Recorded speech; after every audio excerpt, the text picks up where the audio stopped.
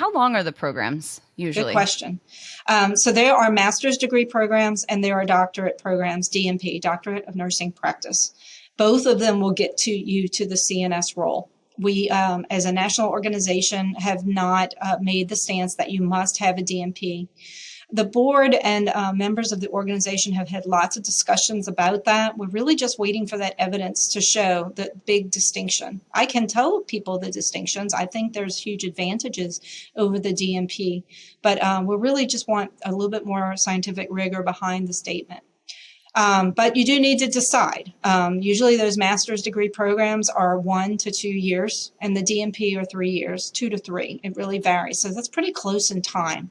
So nonetheless, it's probably not a surprise that I did the doctorate because I feel like if I was going to invest my time, I really wanted to just get it done.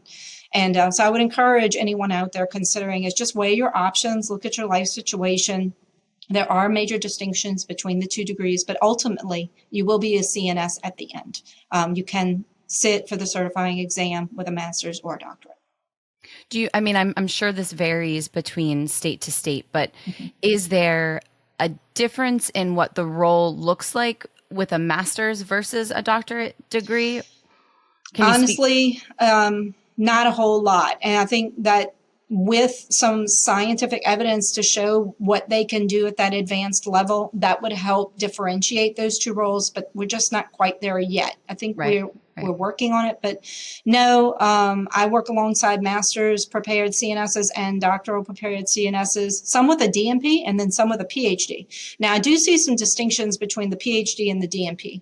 The PhD is taught to be a scholar and have the ability to do original research, scientific research. And so they often have a little bit different, but comparing the Masters of Science in Nursing to the Doctorate of Nursing Practice, I'm not seeing a whole lot of difference at this time. Okay.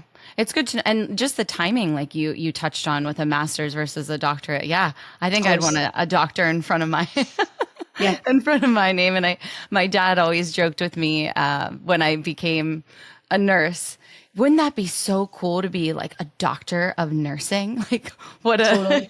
it contradicts itself, but it's kind of like cool to have that. So I can understand your push for getting your doctorate.